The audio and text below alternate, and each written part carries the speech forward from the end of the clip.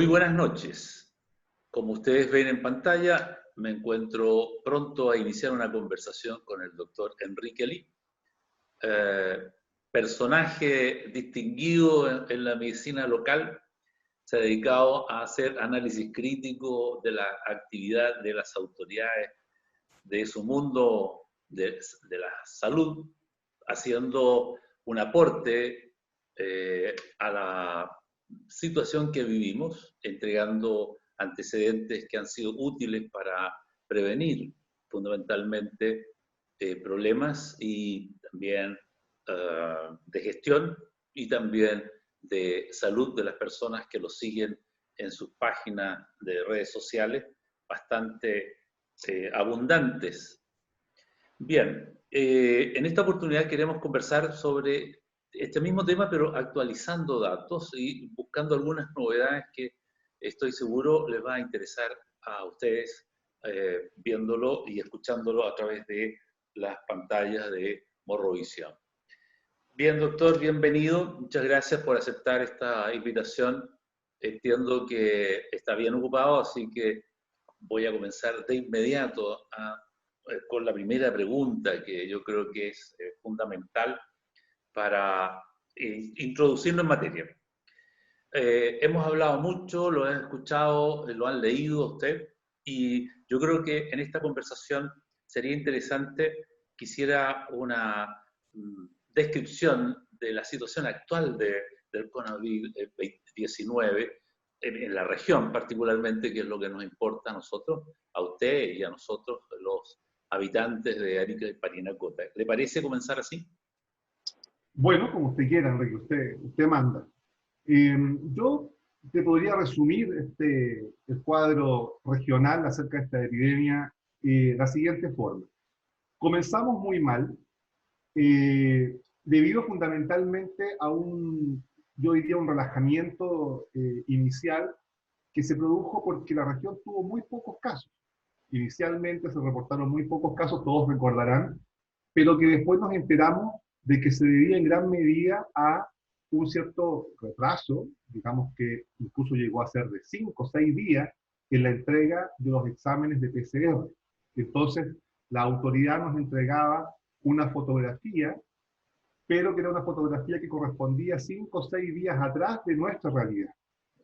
Y bueno, cuando nos enteramos de eso, obviamente que se trató de resolver y creo que se resolvió efectivamente, en el sentido de que hubo un periodo en que el retraso en la entrega de los resultados de la PCR fue bastante menor. Incluso hubieron algunos días cuando estaba o comenzó a operar el laboratorio de la Seremi, que los exámenes realizados eran procesados el mismo día, es decir, eran exámenes realizados y procesados al mismo tiempo.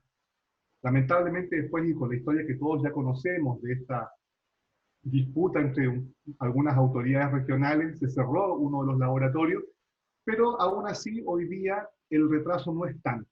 En ese sentido, hemos mejorado en el aspecto del análisis PCR, que es el examen que analiza el material genético del virus y que por lo tanto permite su diagnóstico. Es el examen de elección en este caso. Luego pasamos por un periodo en que yo diría que influyeron varias cosas. Podríamos mencionar una comunicación poco eficaz, poco efectiva de las autoridades con respecto a los cuidados con respecto a esta enfermedad, una escasa fiscalización de las medidas de autocuidado, es decir, se le entregó todo la responsabilidad a la ciudadanía, y por cierto una ciudadanía que o no comprendió, o no entendió, o no creyó, y que no cumplió las medidas de autocuidado. Y a eso yo le agregaría un factor que todavía no sabemos en qué magnitud afectó, pero desde mi punto de vista es un factor importante, que es este desplazamiento de ciudadanos de un territorio con un alto nivel de contagio como era Santiago hacia Arica, que se trata, ¿no sé, de estos casi o más de 1000 ciudadanos peruanos que estuvieron deambulando por la región por un tiempo. Eso se tradujo entonces en un aumento significativo de casos y se instaura entonces la medida de cuarentena que dura un mes y que resultó ser medianamente efectiva Digo medianamente porque efectivamente se redujeron los casos, pero no nos podemos olvidar que duró un mes. Cuando usted instaura una medida de este tipo, una restricción de este tipo durante un mes, pudimos haber esperado o debiésemos haber tenido un mejor resultado. Y ahí nuevamente influyeron el mal comportamiento ciudadano, ¿cierto? La falta de comprensión, todavía se hacían reuniones, algunas fiestas clandestinas, eso acompañado de una fiscalización poco efectiva, ¿no es cierto? Porque de nadie, para nadie es un misterio, esto lo recibo yo, es una interacción que tengo con la ciudadanía muy cercana, de que denunciaban las reuniones masivas, las fiestas, y que, sin embargo, no había una respuesta de la policía, de carabineros o del ejército en el sentido de ir a terminar con estas reuniones, con estas fiestas. Sabemos que la fiesta como actividad es una cosa muy importante, ¿no? Es decir, mire, podemos tener una serie de ciudadanos desrespetando el toque de queda en sus vehículos, digamos, después de las 10 de la noche. Podemos tener gente caminando incluso también en horarios de restricción, podemos tener gente que salga a hacer alguna actividad en periodos de cuarentena, incluso sin sus permisos otorgados, etc. Pero hay que ser sincero, digamos, esa actividad no reporta un mayor peligro. ¿Cómo lo reporta una reunión de 15, 20 o 25 personas en una casa, en una actividad social, donde hay consumo de alcohol, donde a veces también hay consumo de droga, y donde se bajan ciertas barreras y obviamente donde el autocuidado desaparece? Esas reuniones, ese tipo de actividades, y está demostrado, son las que ocasionan el mayor número de contagios. O sea, un solo descuido en una actividad de ese tipo puede originar un gran número de contagios. Por lo tanto, era muy importante, y es muy importante aún, que ante la denuncia de estas reuniones masivas o fiestas, la autoridad sanitaria, carabineros, la PDI, el ejército, quien sea, vaya efectivamente al lugar y haga terminar el evento y dé las sanciones que corresponden. Eso es importante. Bueno, tuvimos una disminución de casos, el resto del país, por el contrario, fue aumentando su número de casos, sobre todo Santiago, y a nosotros se nos, entonces, acaba la cuarentena, ¿no? Nos sacan esta medida restrictiva, con cierto temor. Yo hasta ahora, Enrique, desde que he comenzado a hablar de la epidemia ya a comienzos de año, siempre he explicado que las medidas restrictivas tienen que estar en manos de la autoridad y no deben ser cuestionadas. Y eso lo he mantenido hasta ahora, digamos. No podemos cuestionar la instauración de la cuarentena y tampoco el retiro, porque quien maneja todas las variables económicas, sanitarias, incluso estratégicas, de seguridad incluso, es el gobierno. Luego es poco inteligente que un médico, por muy experto que sea en la enfermedad, dé una opinión con respecto a la instauración o al retiro de una cuarentena. Sin embargo, nosotros sí dijimos que nos parecía, en nuestra opinión, que podía haberse extendido la cuarentena una semana más, hasta tener un resultado mucho más notorio que el que tuvimos, porque el descenso no fue tan notorio, y también dado a que la letalidad de Arica, la letalidad significa al porcentaje de personas que tiene el COVID-19 y que fallece. Esa letalidad, esa tasa de letalidad en Arica, llegaba a ser el doble que de la del resto del país, y de hecho todavía lo es. El resto del país tiene una tasa de letalidad de 1.0, Arica tiene de 1.9, o sea, casi el doble. Entonces nos parecía que, tomando en cuenta además el mal comportamiento ciudadano, que para nadie es un misterio, podía haber sido muy adecuado a lo mejor extender la cuarentena una semana más, y si no fuera eso, una extensión del toque de queda, que también es una medida restrictiva, es decir, partir del toque de queda un poco más temprano.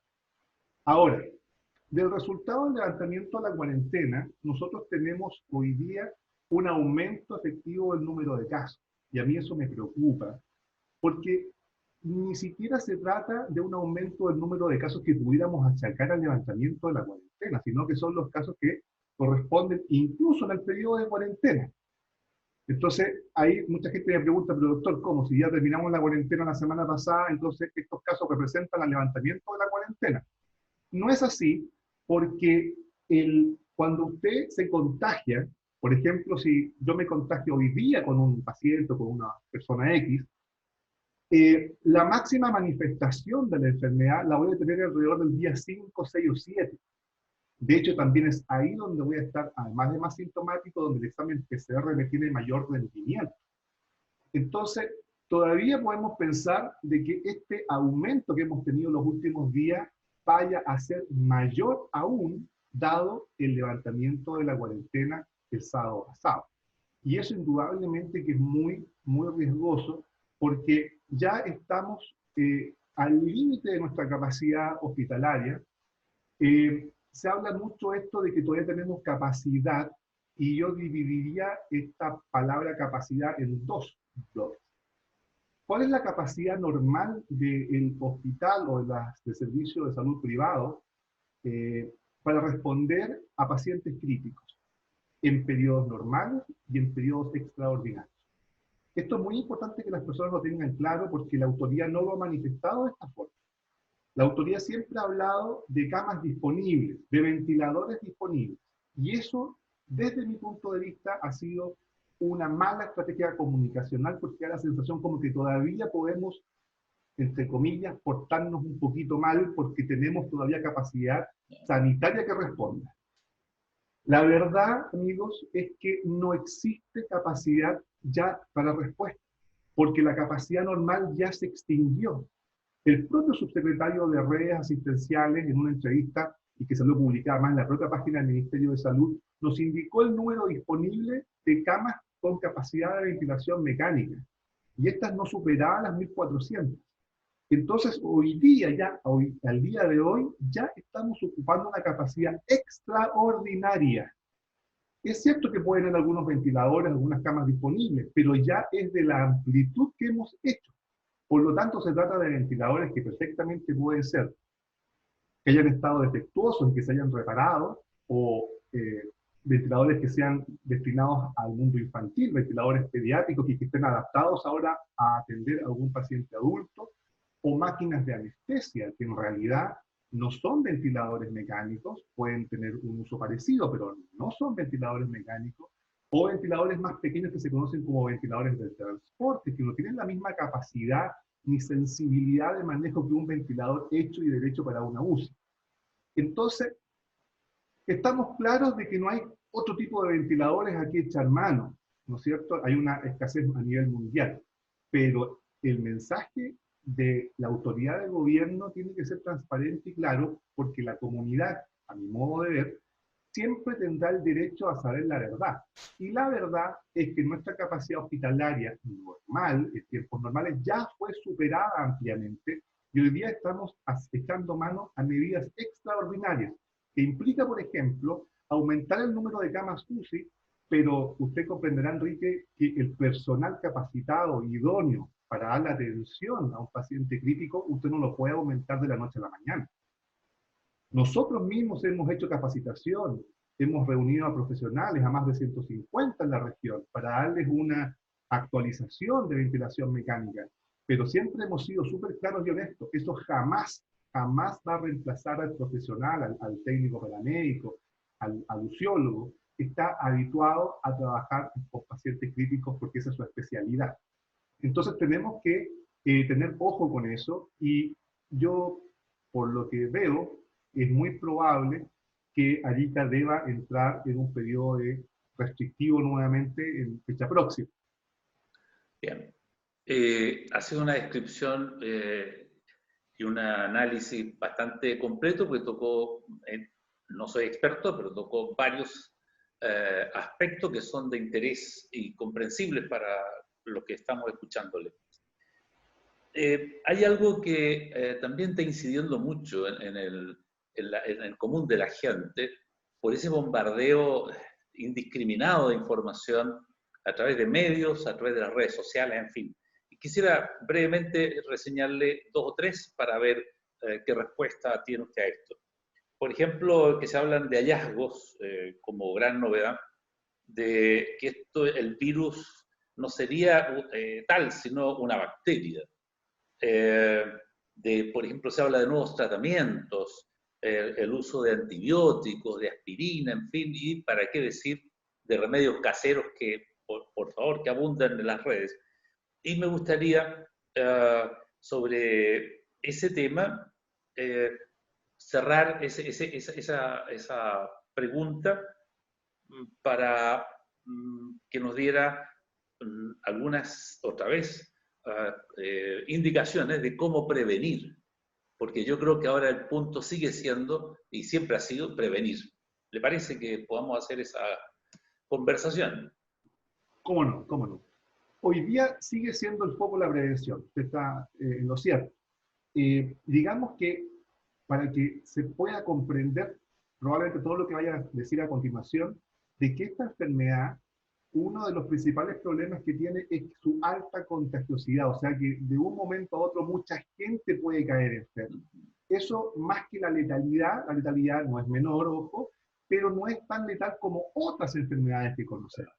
Digamos que Chile tiene una letalidad de 1%, ahí que tiene una que es cercana al 2%, y 2% en medicina para una enfermedad, no podemos decir que es una enfermedad altamente letal, ni mucho menos. Pero, ¿cuándo se nos presenta el problema? Si todos nosotros, o un gran número de nosotros, se contagia al mismo tiempo.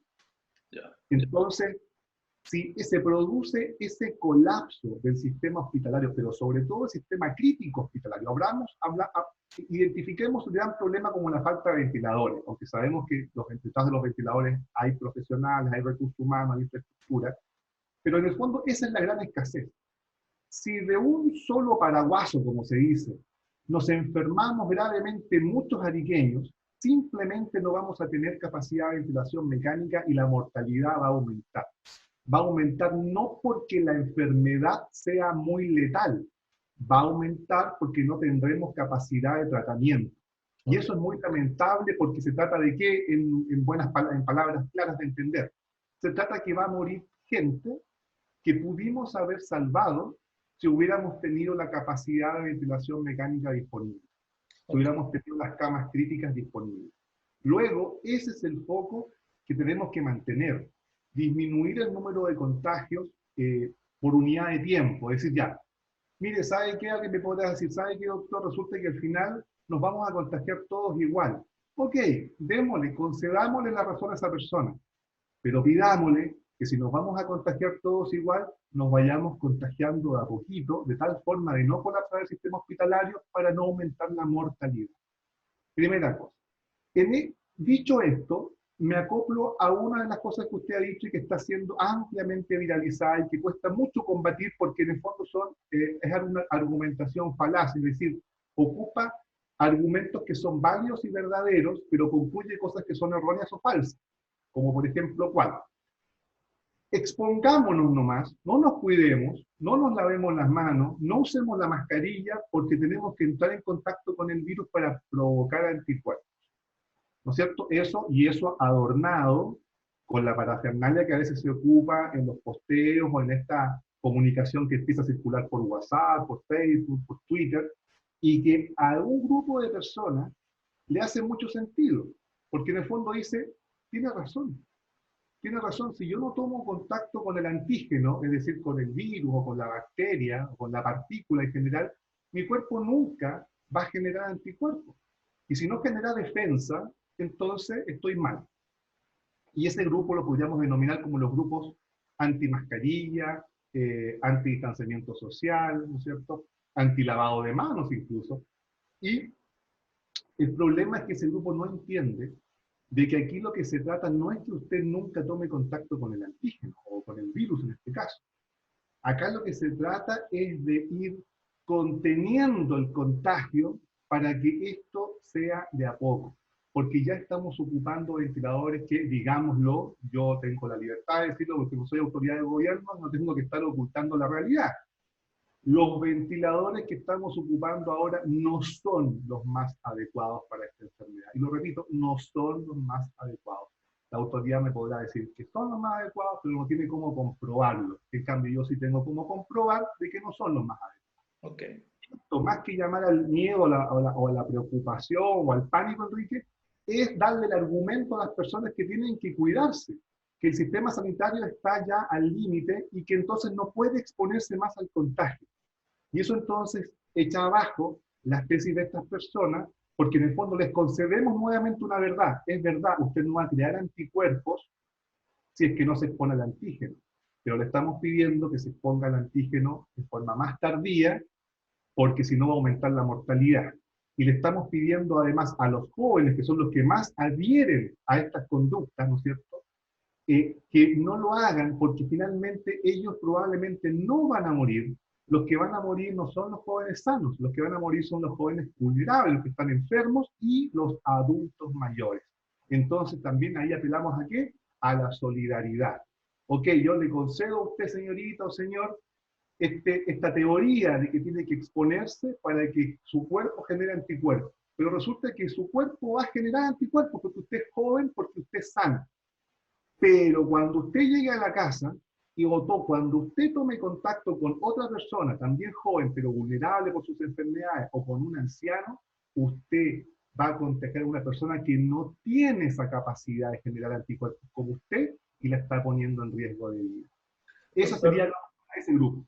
Doctor, para ir cerrando esta conversación súper interesante, pero tenemos los tiempos televisivos que se nos vienen encima. Solo quiero ponerle un ejemplo para que usted haga una referencia, digamos, sintetizada del caso, pero que tiene que ver con lo siguiente, el factor famoso, el factor Lázaro. Hace unos días, en la semana recién pasada, un médico que atendía en un hospital, en el principal hospital del puerto San Antonio, fue contaminado por una colega mientras conversaban porque ninguno sabía que ella estaba con positivo. Pero él se contamina y entonces se enferma gravemente, voy a ir muy rápido. Lo llevan a Santiago a una clínica y tal, y se sigue grabando. Pero de la Fundación López Pérez, alguien decide se hace un nexo y le intervienen inyectándole plasma de una persona que ya había tenido el virus y había generado el antígeno. Eso no es nuevo, entiendo, hace 100 años se usó en otra pandemia. Por lo tanto, si eso fuese así tan efectivo, porque el médico dijo, en 24 horas yo volví a la vida, pues estaba muriéndome 24 horas antes, ¿no? Así de rápido fue la reacción. ¿Eso es tan posible, doctor? Esa es mi pregunta. De aplicar hoy en día con los casos que son graves y no tener que llegar a depender solo de los respiradores mecánicos. Por cierto, absolutamente posible porque finalmente son los anticuerpos los que combaten los virus. Ahora, está en etapa de investigación, pero ya hay algunos reportes de que indican cierta eficacia. Es algo que tendremos que avanzar un poquito más para ponerlo a disposición de la población en general, pero es una de las líneas de investigación. Podemos mencionar también las células madre, podemos mencionar algo que también ha sido muy viralizado y comunicacionalmente también está muy mediático porque involucra a algún par de presidentes de países importantes, que es el uso de la cloroquina y la hidrocloroquina, que son antiparasitarios que se han estudiado a nivel de laboratorio, su efectividad para eliminar o para despoblar la superficie de las mucosas de virus. Y se ha demostrado que efectivamente elimina el virus. Lo que no está claro todavía es esa eliminación del virus a partir de esa superficie puede incidir realmente en una mejoría en el cuadro clínico de la enfermedad o de la disminución de la mortalidad. Ahí hay algunos ensayos que también se han avanzado y que tienen resultados contradictorios, por eso que no se ha liberado masivamente ese uso de estos fármacos antiparasitarios, por cierto, porque además sus efectos adversos son graves. Entonces, habrá que estar muy seguros de su efectividad y su uso. Y yo diría que esos tratamientos deberíamos dejárselos allá al escenario médico. Cuando el paciente tenga algún síntoma y consulte a un médico, el médico evaluará si algún otro tratamiento puede ser efectivo para ese caso en particular, pero desde ya que lo deja súper claro de que no hay una evidencia científica que demuestre una magnitud de efecto, como trabajamos normalmente en medicina, en relación a estos fármacos. Yo diría que todavía es muy poco prudente ir adentrándonos en este tipo de terapias cuando sí sabemos algunas cosas que están muy efectivamente probadas, que es los mecanismos de contagio, y sabiendo los mecanismos de contagio sabemos también los mecanismos de prevención. Entonces, cuando usted me dice, bueno, pero que a todo el mundo sabe que hay que lavarse las manos, todo el mundo sabe lo del distanciamiento social, todo el mundo sabe lo de la mascarilla, y todavía siguen aumentando los casos, bueno, lo que pasa, Enrique, es que si la mitad de la gente cumple y la otra mitad no cumple, da lo mismo. No llegamos a ninguna parte, claro. Para que estas medidas de prevención y autocuidado funcionen, tiene que haber un alto número de adhesión a estas medidas. Y lo que uno ve, porque uno a veces hace trámites también en la calle y sale y se da cuenta que las mascarillas o están tapando solamente la boca y no la nariz, alguna gente la tiene acá, se la pone solamente para que no le saquen la multa o la sanción, uno no sabe si están protegiéndose del virus o se pegaron la papá, ¿no es cierto? Porque es absolutamente ridículo tener la mascarilla en el cuello.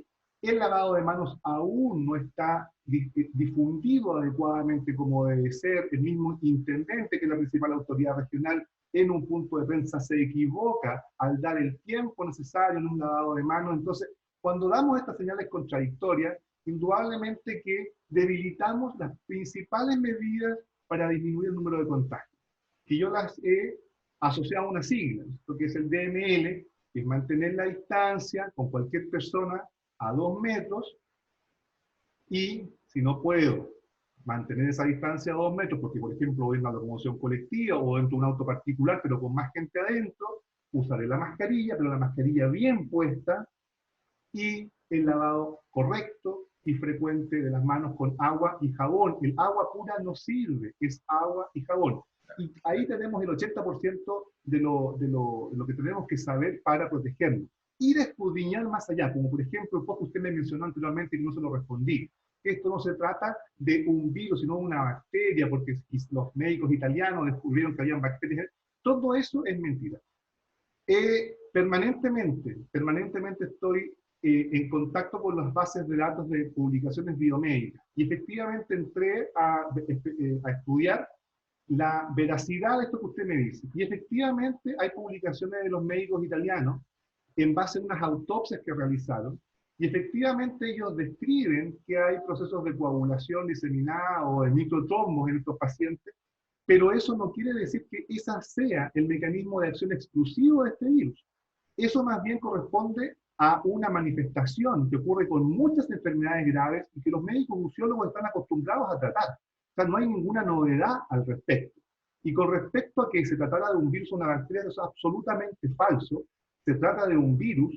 Lo que pasa es que todos además ya sabemos que cuando tenemos una rinitis, una faringitis, una amigdalitis viral, puede ser viral los primeros días, pero si no nos cuidamos bien y pasan los días, las bacterias que normalmente tenemos en la boca, en la mucosa oral, se aprovechan de esta infección viral y terminan sobreinfectando. Es decir, tenemos sobre la infección viral una sobreinfección bacteriana, y por eso que en las UCI también se usan los antibióticos. No se usan porque los antibióticos maten el virus.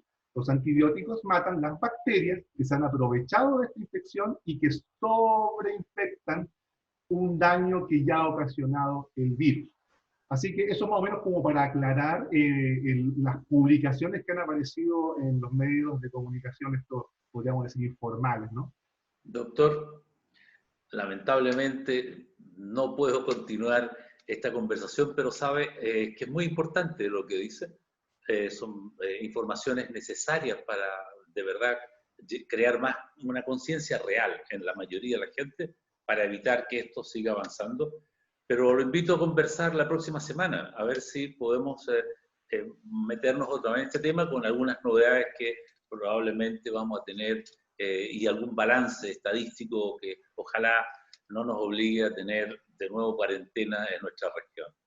Bien, muchas gracias, doctor. Como siempre, ha sido un gusto escucharle y a poner atención a lo que dice, porque de verdad nos ayuda mucho a comprender qué es lo que estamos viviendo y qué debemos hacer para superar estos tiempos tan complejos, tan difíciles para todos. Muchas gracias, ¿no? Muy bien, gracias a usted. Bien, vamos a unos comerciales y luego más noticias en Notivisión.